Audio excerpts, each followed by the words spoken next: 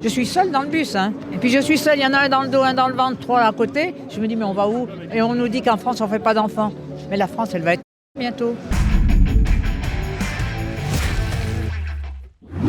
Bonjour. Oui, bonjour. Alors vous êtes qui, vous, dites-moi? Alors je m'appelle Gabriel et je suis habitant du 15e arrondissement et je suis aussi militant. D'accord. Militant? Militant natif. Natif. Alors c'est quoi les natifs? Les natifs, c'est le mouvement de la jeunesse identitaire parisienne qui s'emploie donc à défendre l'identité parisienne mais aussi française et plus largement européenne. D'accord. Et donc là, vous êtes ici pourquoi aujourd'hui? Aujourd'hui, on est là pour réagir à un fait qui nous impacte localement, donc c'est-à-dire l'occupation du gymnase Fédération donc par des clandestins qui ont été mis là par la mairie socialiste de Paris. Et voilà, avec peu de résistance de la part du maire du 15e arrondissement qui se contente de déplorer malheureusement. Et donc là, ils installent le matos.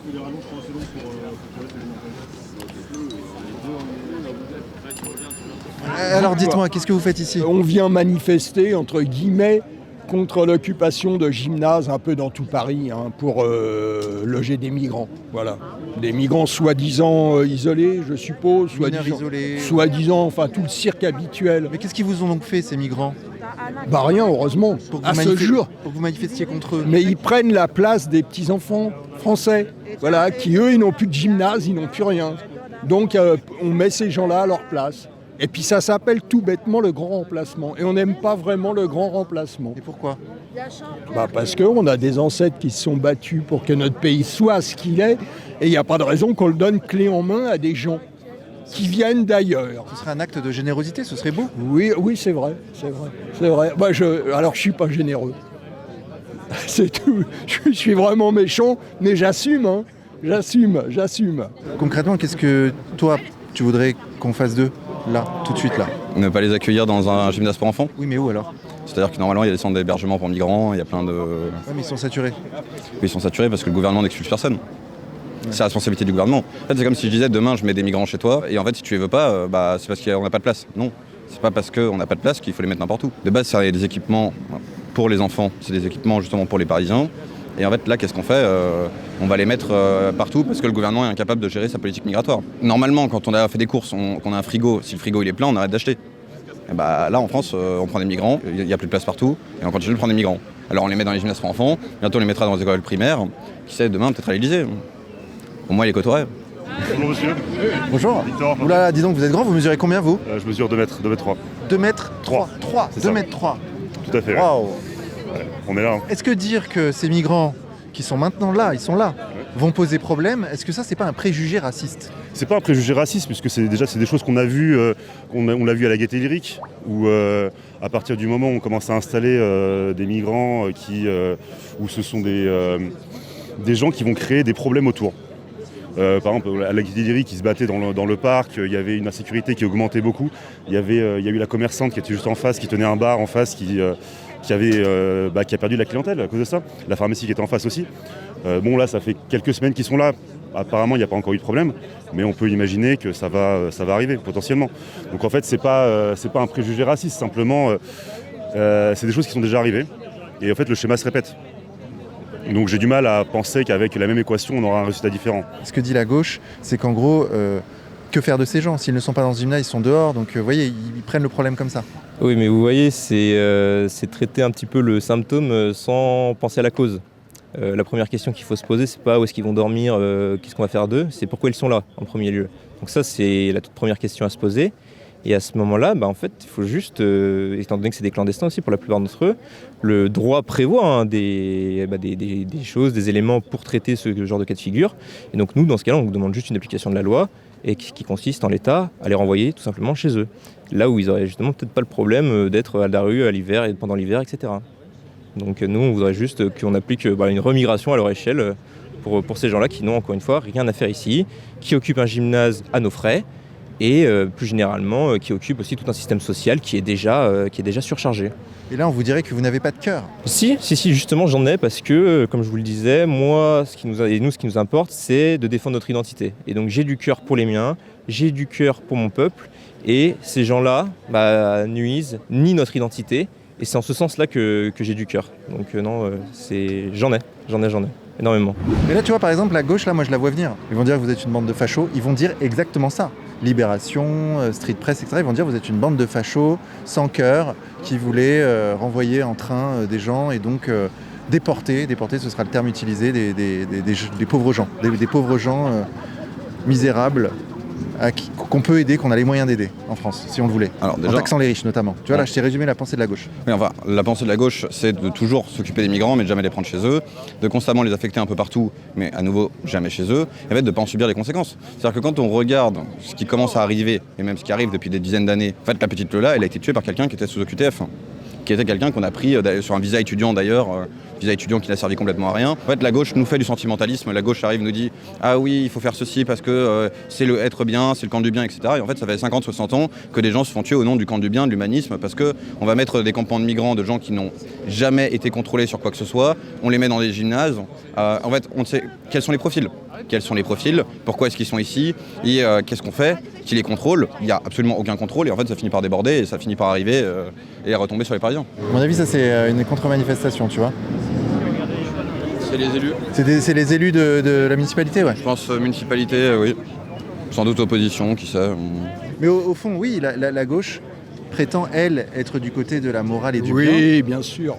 Et que si ces mineurs non accompagnés ou isolés ne sont pas dans ce gymnase, ils seraient dehors et que des enfants dehors, oui. des gens misérables dehors, c'est pas bien. S'ils étaient dans leur pays, ils seraient encore mieux. Ils seraient avec leurs parents, leurs tontons, leurs tatas, tout ça. Ils seraient bien. Nous, on n'a pas à assumer toute la misère du monde, comme avait dit un ministre socialiste, un premier ministre socialiste, M. Rocard. Toute la misère du monde, elle n'est pas forcément pour nous. Voilà. Donc là, ça pose la question des moyens. Est-ce qu'on a les moyens d'accueillir ces gens ou pas ? Bien sûr que non. On n'a pas les moyens. On a 3300 milliards de dettes, je ne sais plus combien. On n'a pas les moyens. Il faut arrêter. Si on avait les moyens, on leur enverrait le fric là-bas, déjà, mais pas ici. Mais on n'a plus les moyens. On n'a pas les moyens. Mais vous, regardez, monsieur, vous avez une belle chemise, un beau costume, une veste. Vous avez encore des choses à donner.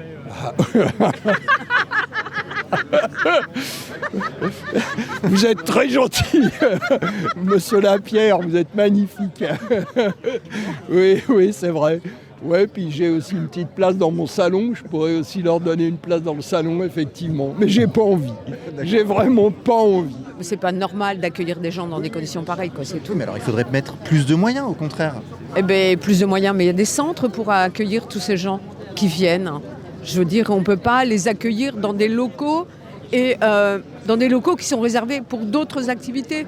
C'est pas normal.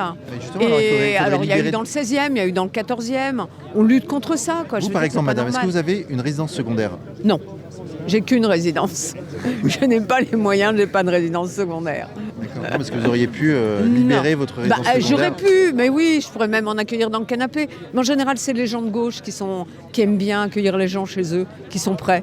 Moi, si je les accueille, c'est parce que j'ai un 2 pièces, parce que j'ai 2 salles de bain, ou j'ai les moyens de les accueillir correctement. Voilà. Mais là, la gauche entasse les gens... et au prétexte de vous dire « bah oui, mais qui ramassera vos poubelles, qui vous livrera vos sushis à 22h30 ». Enfin voilà les prétextes qu'ils trouvent quand on dit que c'est pas normal d'accueillir tous ces gens-là, quoi. Donc, prétextes qui ont d'ailleurs une connotation raciste et esclavagiste. C'est de l'esclavagisme du 21e siècle, tout à fait. Et je trouve ça scandaleux. Voilà. Et moi, je ne participe pas à tout ça. Je n'utilise pas les Uber Eats ou les choses comme ça pour satisfaire un caprice à 22h30. Non. Je trouve ça inhumain. Regarde, ils ont fait quoi ? C'est du spritz. Ah, d'accord. Regarde, bonjour. Un peu de limonade ? Waouh, bah moi je veux bien. Eh bah tenez, c'est pour vous. Bonne dégustation. Bah merci. Limonade. Ah mais c'est payant. C'est à prix participatif. Ok. Vous donnez si vous j'ai les mains prises. Jean-Yves Le Gallou, bonjour. Oui, bonjour, Vincent Lapierre. Qu'est-ce qu'on fait ici ? Eh bien, on pense que les clandestins doivent être migrés et pas installés dans les gymnases. Il faut que les gymnases servent aux associations sportives, aux habitants qui vivent dans les quartiers et pas occupés par des clandestins. Oui, mais ce mot de remigration, il fait peur.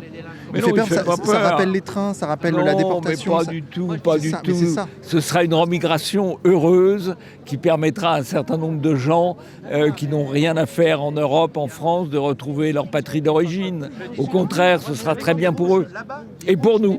Et d'abord pour nous, parce qu'il faut d'abord penser aux Français, d'abord penser aux Européens, avant de penser aux autres. Les nôtres avant les autres.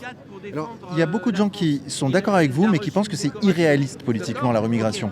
Alors, pas du tout. C'est une question, il faut procéder par étapes. Il faut commencer par remigrer les clandestins, puis ensuite remigrer ceux qui ont des titres de séjour mais ne vivent que d'aide sociale, remigrer les délinquants. Il y a beaucoup de travail, c'est très réaliste et très nécessaire surtout. Tiens, regarde, ils ont mis en place la banderole. Accueillir et loger des migrants au détriment de la vie quotidienne des Parisiens. Ces Parisiens du 15e n'ont pas été consultés. On leur a demandé non pas de voter, mais de financer. De financer depuis le 30 mars dernier l'occupation d'une infrastructure destinée à la vie de quartier par plus d'une centaine de migrants clandestins qui s'y retrouvent entassés. Les immigrationnistes ont un côté admirable. Ils ont inventé le mouvement perpétuel. On fait venir des clandestins, ou on laisse venir des clandestins, où on encourage des clandestins à venir grâce à des associations subventionnées, comme SOS Méditerranée par exemple. Les dits clandestins s'installent au bord des rues, au bord du périphérique, au bord des quais. Cela crée du trouble, cela crée un manque de tranquillité, un manque de sécurité, un manque de propreté. Alors, on propose de les installer dans des gymnases et on réquisitionne des gymnases qui sont retirés à leurs destinataires naturels. Ce n'est qu'une étape d'ailleurs, puisque après le gymnase, on va probablement emmener tous ces clandestins dans des villes, des petites villes, des petits villages même peut-être, de la France profonde. Et donc, l'immigration clandestine, l'invasion se déploie ainsi avec l'aide des pouvoirs publics. Et puis, comme les tentes Quechua ont été libérées, comme certains espaces le long des périphériques, le long des quais ont été libérés, eh bien, de nouveaux clandestins arriveront.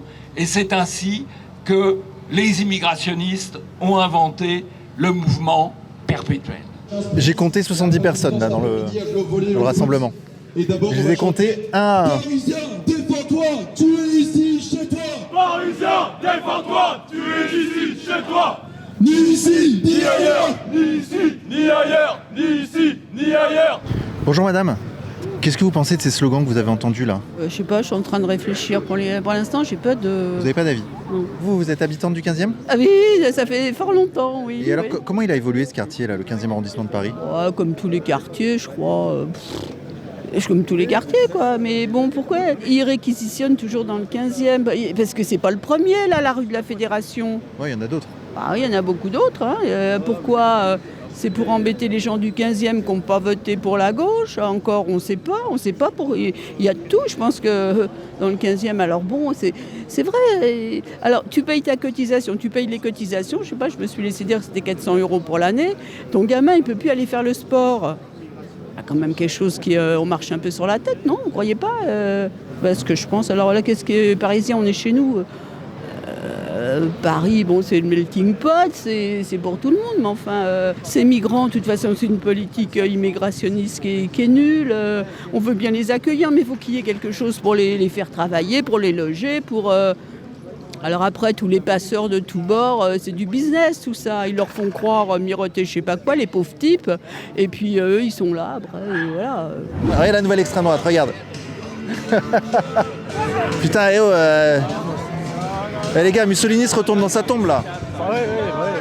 À badminton, c'est vrai que ça fait peur. Malheureusement, on peut pas le faire ailleurs qu'ici, donc. Eh oui, parce qu'il n'y a pas de gymnase. C'est ça. Joli. Un amorti. Bonjour madame. Est-ce que vous savez pourquoi ces jeunes gens manifestent? Je ne savais pas, mais j'ai demandé, je me suis informée pour que mes petits-enfants sachent, vous voyez. Et alors, qu'est-ce que vous avez pensé de ça, de ce que vous avez découvert? Moi, je pense que les enfants, quand même, ils doivent faire du sport et que je ne suis pas d'accord. Voilà, je ne suis pas d'accord avec la réquisition. D'accord. Voilà, c'est tout. Ok, c'est déjà pas mal. Oh putain. Pardon, désolé. Pas de soucis. Wow. Au cœur de l'info, quoi. Au cœur de l'info, voilà, c'est ça, le risque, le goût du risque. Bonjour mesdames, vous tombez à pic. Ah bon? Qu'est-ce que vous pensez de cette manifestation là que vous voyez devant vous? Parfait. C'est vrai? Très bien. Vous êtes plutôt d'accord? Ah ben oui, parce qu'attendez, vraiment on est dominé par tout ce monde, on ne sait plus où on habite là. Oui, mais alors là, madame, moi je pose la question à votre génération. Qu'est-ce qui s'est passé là? Qu'est-ce qui s'est passé? On a envahi d'émigrés qu'on reçoit et qu'on assiste. Et bien, nous, on paye des impôts à retour de bras, on nous enlève tout et on voit tout qui part aux associations qui venaient par ici, c'est la bonne soupe. Hein, la terre d'asile, on appelle ça, nous. Les jeunes découvrent cette France et se demandent mais qu'est-ce que vous avez fait en nous regardant, en vous regardant? Qu'est-ce que les politiques ont fait depuis Mitterrand? Ils ont été élus. Bien sûr qu'ils ont été élus, je suis d'accord avec vous. Mais à chaque fois qu'on a changé, c'était de pire en pire. Et ça a commencé à Mitterrand, faut pas. Quand il a commencé à faire son école coranique là, à Chinon, c'est ça. À peine il a été élu, il a fait une école coranique là-bas. En lisant Alain Perfit, c'était De Gaulle, on découvre que le verre était déjà dans le fruit. Lui, il s'opposait, il disait en Conseil des ministres, mais ces Algériens qui viennent, il faut qu'ils repartent. Il insistait, De Gaulle. Oui, mais on est allé les chercher, il ne faut pas l'oublier, parce qu'on avait besoin de main-d'œuvre à l'époque. C'est ça, mais lui, il voulait qu'ils repartent. Oui, exactement. Et là, c'était pas clair, là, les réponses du ministre. Oui, mais après, il n'a plus été au gouvernement, il a été. Une fois qu'il est parti, après, on les a acceptés. Et puis on a accepté le droit du sol, ça amenait les familles, ça a tout amené. Enfin, ça a été un engouffrement d'émigrés. Je sais pas, il y a d'autres pays, Canada ou je sais pas qui, je sais pas quoi. Quand tu fais venir des migrants, tu as de quoi les accueillir, tu peux les loger, tu peux leur donner un boulot, tu peux leur apprendre la langue pour qu'ils puissent bien se réinsérer dans... Non ? Voilà, moi je crois. Mais bon, je suis peut-être ringue, hein, moi. Non. Au contraire, vous êtes très moderne, j'ai l'impression. Hein. En tout cas, ces idées-là, on le vend en poupe. De quoi? Les miennes, là? Ouais. J'essaye du bon sens, un peu. Pas extrême. Moi, je dis que les extrêmes, il faut un espèce de juste milieu sensé. Moi, je descends de famille de paysans et ils n'avaient pas fait des hautes études, mais ils avaient le bon sens. On est d'origine bolivienne. C'est vrai? Enfin, lui, non, c'est vrai. mais ma mère, moi, je suis né en France, mais sa femme et ma mère, oui. Ah, vous êtes marié à une bolivienne? Ouais. Comme moi, mon père s'est marié avec une colombienne. Je sais, oui, je vous connais. Donc, c'est marrant. Donc, t'es un latino à droite. Ouais, voilà, c'est ça. Ah, ouais, c'est ça. Un peu comme toi. C'est ce qu'on lui dit toujours. Voilà, exactement. Ok. Donc, c'est cool. D'accord. Et alors, toi, tu penses quoi de la situation en France? Alors, la situation... Tu connais la Bolivie ou pas? Oui. Donc je suis déjà allé là-bas plusieurs fois, j'ai la nationalité bolivienne. Donc tu as un pied des deux côtés. Exactement. En Amérique du Sud, il se passerait quoi là pour un gymnase réquisitionné par des migrants? Mais ça n'arriverait même pas. Le gymnase, il serait même pas donné. Il n'y aurait même pas l'idée de donner ça à des gens qui n'ont... Là-bas, ils ont la préférence nationale. Là, je parle pas forcément de couleur de peau. Hein. En Amérique du Sud, il y a des blancs, en Bolivie, des Amérindiens, des personnes noires, métissées. Je parle pas de couleur de peau, mais c'est la préférence nationale en priorité. Là-bas, c'est normal. Et personne ne dit que c'est des racistes ou sans pour autant. Moi là-bas, j'ai jamais entendu des gens dire que c'est raciste ou quoi. Et même au contraire, j'ai entendu beaucoup de Boliviens de ma famille ou des amis, parce que je vais souvent là-bas du coup, des Boliviens métissés, Amérindiens, même blancs. Ils voient bien ce qui se passe en Europe et en France notamment. Et évidemment, ils sont pas d'accord avec tout ça. Ils voient bien que c'est pas normal, évidemment. Les Sud-Américains qui viennent à Paris hallucinent la plupart du temps. Ceux qui viennent ici, je pense que oui. J'en connais pas tellement, mais ceux que je connais bien qui sont là-bas, oui, franchement, ils sont pas d'accord. Ils sont pas du tout d'accord déjà avec l'immigration massive déjà, et en plus avec si on parle de ça, du gymnase réquisitionné illégalement, c'est dingue. C'est inimaginable. Mais évidemment, c'est pas possible. Ce qu'on dit là, c'est très grave, parce qu'on parle d'un pays, un vieux pays quand même, la France. Nous, il y a 15 ans, moi il y a 40 ans que je suis là, il y a 15 ans qu'on dit, si on ne fait rien, ça va être très grave. Et aujourd'hui, on est à saturation. On peut plus. Il n'y a plus de travail. Regardez 2 sociétés qui ont disparu. Les voitures, BHV va disparaître, 250 licenciements aux Galeries Lafayette. Mais qu'est-ce qu'on va faire tous ces gens-là, à part le social? Et j'ai envie de vous dire que c'est peut-être que le début d'ailleurs. Je sais pas moi, est-ce qu'on ne peut pas renvoyer ces gens qui sont là illégalement? C'est compliqué de les renvoyer? Apparemment, ça m'a l'air d'être compliqué. Les pays d'où ils viennent ne les acceptent pas apparemment. Eh bien voilà. Donc on fait quoi? On fait quoi, les gars? Mais pourquoi on a fait autant d'assister en France? L'autre jour, il y a une dame, elle me dit, moi, je l'ai connue dans le 7e là-bas, j'ai une amie dans le 7e, elle me dit, je me suis déclarée femme au foyer, mais j'ai mon compagnon, je touche les allocations, j'ai 4 enfants, j'ai pas besoin de travailler. Elle m'a dit qu'elle touchait près de 3 000 €. Et il y a un bonhomme qui dit, moi je sais pas combien d'enfants, il dit comme ça, je vais ramasser un petit peu avec toutes mes femmes, je dois avoir quelque chose comme 30 enfants. Non mais... Je rêve ou quoi? Moi, je vais presque tous les jours à Montparnasse, je prends le 88 là. Je passe à Falguière. Je suis seule dans le bus. Et puis je suis seule, il y en a un dans le dos, un dans le ventre, 3 à côté. Je me dis, mais on va où? Et on nous dit qu'en France, on ne fait pas d'enfants. Mais la France, elle va être bientôt. Enfin, j'ai rien contre, il en faut. Mais à ce niveau-là, on est envahi. Donc toi, en tant que Français aussi, bien sûr. qu'est-ce que ça te fait de voir la France prendre cette direction? Moi déjà je pense qu'il y a deux choses. Déjà il faut savoir que la France elle a une identité, comme tous les pays dans le monde en fait, d'accord, ou presque tous les pays dans le monde, d'accord. Elle a une identité, ça peut se traduire, enfin tous les facteurs qui représentent la France, ça peut être plein de facteurs différents, je dis des choses au hasard. La gastronomie par exemple, l'architecture haussmannienne, là on est à Paris, d'accord, et ça c'est quelque chose qui fâche un peu, mais même les gens en eux-mêmes, d'accord, les Français représentent la France, c'est logique. La couleur de peau par exemple, c'est une identité. Tu vois ce que je veux dire? La religion également. La France, c'est un pays chrétien de base, qui est fondé sur des bases chrétiennes. On va me dire que la loi est laïque. Oui, sur le papier, c'est devenu laïque depuis très peu en fait. Donc c'est un pays chrétien, c'est un pays qui a été basé, qui a été fait par des personnes blanches, d'accord. Si je reviens, les Gaulois, les Celtiques, les Romains qui sont venus, les Francs, de mémoire, c'est tous des blancs de base. Donc la France, elle a cette identité. Des personnes blanches de base. Moi, j'aimerais que la France, elle reste majoritairement identitaire. Que ce soit un pays majoritairement blanc, chrétien, et à peu près tout ce qui représente la France. Ça me dérange pas qu'il y ait des minorités. Tu vois, ma mère, elle est issue de l'immigration, c'est une minorité, par définition. Donc ça me dérange pas qu'il y ait des minorités, mais j'aimerais juste qu'elle reste minoritaire. Bonjour madame, vous êtes une habitante du 15e? Oui, absolument, depuis près de 40 ans. Et comment ça se passe, dites-moi, dernièrement? Je sors plus, j'ai très peur pour mes enfants. J'ai mis une alarme chez moi depuis 2 ans. Depuis les Jeux Olympiques, j'ai mis une alarme. J'habite rue Le Courbe, donc pas loin. Et franchement, j'ai mis une alarme. Je suis plus du tout tranquille. Rien que de voir ce qu'on voit dans la rue, le square Saint-Lambert, les petits jeunes, les petites bandes de petits racailles. Enfin, il faut dire ce qu'il y est. Franchement, le 15e, il est plus qu'il est. Il est plus du tout sécure. Moi, j'ai élevé mes enfants ici et je ne le referais pas si c'était à refaire. Ça a mis combien de temps à se dégrader? Je dirais depuis 2015, on a commencé à voir déjà dans Paris en général. Et le 15e, 10 ans, ouais, les 10 dernières années, enfin les années Macron, clairement, ça c'est. Voilà. Je suis très très en colère. Moi je pensais que c'était le problème du maire, que ça venait du maire. Et puis je découvre que c'est la mairie de Paris. C'est pas forcément le maire. Mais rue Mademoiselle, il y a un immeuble privé qui a été préempté et transformé en logements sociaux. Dans les immeubles là, il y a beaucoup d'HLM, enfin c'est pas des HLM, c'est des loyers modérés, là, je sais pas comment ça s'appelle. Il y a beaucoup de. Il y a que des gens qui merde quoi, enfin qui ne savent pas se tenir, qui n'ont pas les mêmes valeurs, qui n'ont pas les mêmes. Et les logements sociaux, c'est que eux. Dans mon arrondissement, on a vu arriver des d'enfants, on a vu arriver en fait toute la merde qui a été décidée par la mairie centrale, qui sont arrivés chez nous et qui détériorent du coup notre territoire, qui bénéficient de notre argent public que nous payons. Et en fait, au final, ce que je me dis, c'est qu'on est en train de payer nous-mêmes pour notre propre expulsion, finalement, puisqu'on n'a pas envie de vivre là-dedans, on n'a pas envie plus tard, à long terme, de voir nos familles soit se faire agresser. Ce qui a été le cas de ma maman, ça a été mon cas aussi à moi dans le 15e. Alors moi, c'était il y a 2 ans, ma maman c'était l'an dernier, dans le 15e. Et là maintenant en plus avec rue de la Fédé, l'implantation du gymnase rue des Cévennes également, il n'y a rien de bon à ça. On souhaite protéger nos proches, surtout quand on a des enfants. Les décisions de la mairie centrale ont des retombées sur, déjà sur le mien d'avenir, mais sur le sien aussi à long terme par rapport aux modifications profondes qui s'effectuent sur nos territoires, notamment le 15e. Mais vous avez vu des choses concrètement, vous? Alors moi je vois pas de choses, mais je vois des bandes quoi, enfin je veux dire, ça me fait peur. Ça me fait peur. En fait nous on avait un gardien, on n'a plus de gardien pour des raisons financières, et donc ils ont pris vous savez, les gens qui vont du ménage. Et en fait, moi, j'ouvre ma porte de chez moi et je tombe sur un mec, je sais pas qui il est là avec un balai. Je sais pas s'il est vraiment un homme de ménage, si c'est pas un homme de ménage, je sais pas quoi. J'ai plus confiance.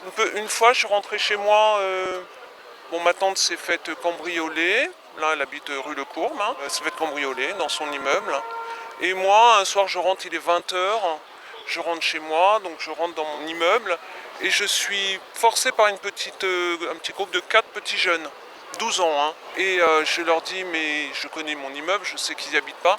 Je dis, qu'est-ce que vous faites là? Il me dit, oh, viens voir des copains. Je dis, il n'y a pas d'enfants ici. Donc qu'est-ce que vous faites là? Oh, ça va madame, calme-toi.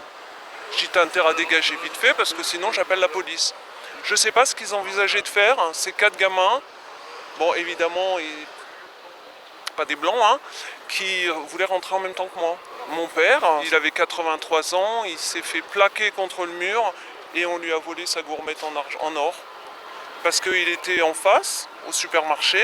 Donc je pense qu'il a été repéré par un mec qui a dû voir qu'il avait une gourmette en or et il se l'est fait voler par un petit gars, 20 ans, une vingtaine d'années. Petit maghrébin de 20 ans, quoi. Non, on n'est plus en sécurité, franchement. En tout cas, je ne me sens plus en sécurité. Et là, quand j'ai appris qu'il y avait ce rassemblement pour les gymnases, je me suis dit non, c'est trop, quoi. Là, on dépasse vraiment les bornes. Bonjour. Je peux vous interviewer? Non. D'accord, pas de problème. Bonne journée. T'as vu Edouard là, les jeunes gens là, qui sont là, ils sont pas... Ils sont pas très fans quoi. Moi je les convainc.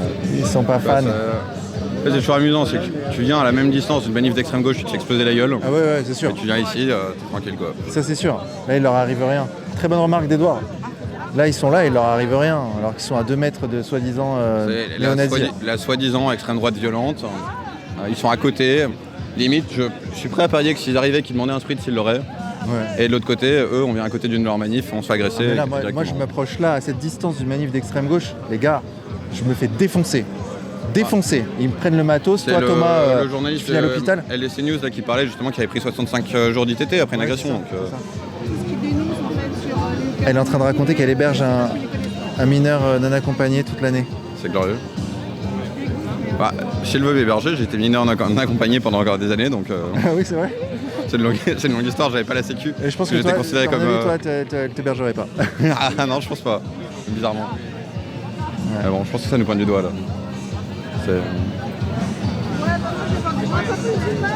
Bon, en tout cas, ils sont là, tu vois. Mais là, moi, si j'allais dans une manif comme ça et que je m'approchais, je dirais que c'est la provocation. Tu leur as posé des questions? Ils veulent pas parler.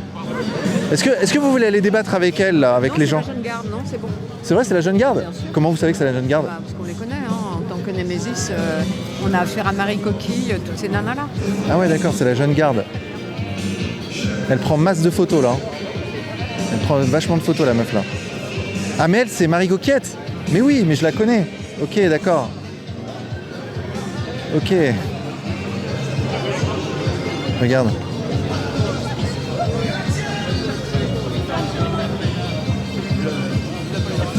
Ils ont plein de photographes. Il y en a un autre là, il fait que des photos des gens. Bonjour monsieur. Je peux vous interviewer? Dites-moi, qu'est-ce que vous faites là? Pourquoi vous prenez des photos comme ça? Et vous allez faire quoi des photos? Vous allez les publier où? Ça dépend du média. Ouais. Ça peut être Politis, ça peut être B, ça peut être Le Monde. Vous ne parlez pas assez fort, j'entends pas. Eh les gars, ils vous ont pris en photo, c'est un truc de fou, hein. Oh. Donc c'était la jeune garde en fait.